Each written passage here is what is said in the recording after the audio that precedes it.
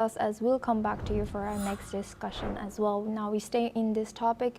Even as leaders talk peace, hostilities along the Cambodia-Thailand border continue to escalate. Heavy shelling was reported this morning, with Cambodia accusing Thai forces of striking multiple points, including temple complexes near Trat province. Thailand countered, blaming Cambodia for attacks near civilian areas in Surin, where livestock were killed and homes damaged. The renewed aggression stems from the killing of a Cambodian soldier in May, which triggered a spiral of troop buildups and diplomatic breakdowns. In Sisaket, artillery fire echoed throughout today, with both sides mobilizing long-range weapons. More than 200,000 people have now been evacuated amid the worst border conflict in over a decade. Here's what both nations have to say. រំលងអត្រាដល់ម៉ោង 4:50 នាទី ថៃបានចាប់ផ្ដើមវាយប្រហារដោយបាញ់កាភ្លើងធំចូលទៅក្នុងទឹកដីប្រាសាទតមន់ធំនិងតាក្របីវេលាម៉ោង 6 មុននេះបន្តិចមុននឹងនាងខ្ញុំឡើងមកធ្វើបច្ចុប្បន្នភាពនៅទីនេះម៉ោង 6 ព្រឹកថៃចាប់ផ្ដើមវាយថ្មើរជើងបន្ថែមទៀតចូលតំបន់ភ្នំខ្មោចគ្រប់ទីតាំងនៃការប្រយុទ្ធទាំងអស់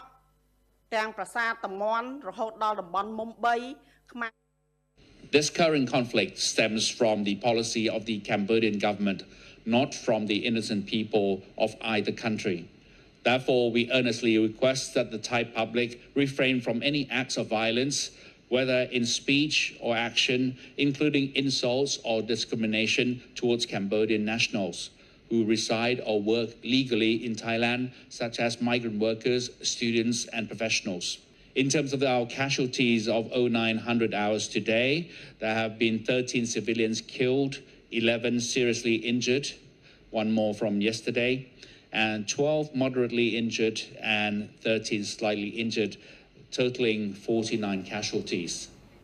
Now we go back to our guest discussion with Raju B. Manwani. He's a spokesperson and VPVHB for Thailand, former director, India-Thai Chamber of Commerce. Thank you for staying with us. Now, what are the broader implications of regional security within Southeast Asia if these two countries successfully negotiate a ceasefire soon? Well, a ceasefire is impending, so to say, because you have to consider the fact that the Thai Air Force outnumbers the Air Force of Cambodia by almost a factor of 20:1, and the Thai military is 3 times the size of Cambodia. So I don't think there's a contest over there. So it's only the best thing would be for fair and sensible heads to get together and call it a truce.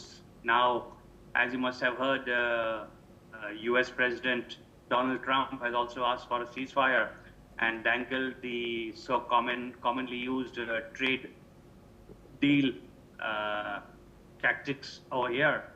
But the Thai Prime Minister has said, thank you, Mr. Trump, and we don't need third-party mediation, and I think we can do it on our own. The local regional parties, I think, who would be involved would be China. ASEAN, unfortunately, has been too quiet. I was expecting ASEAN to come into the picture a lot more earlier. Malaysia has tried its bit, but I'm not sure they are going all out and getting both sides successfully to the table and brokering a ceasefire at the moment. Yes, and Rajit, now how significant is President Trump's role in facilitating a ceasefire between these two countries? Does this signal a new era for U.S. diplomacy in Southeast Asia? Well, the U.S. has always had a very strong influence in this region, and it would really love to be in the midst of things, considering that China has been very, very influential in the last quarter of a century, and especially with the China Belt Road, it has gained a lot of traction over here, and China.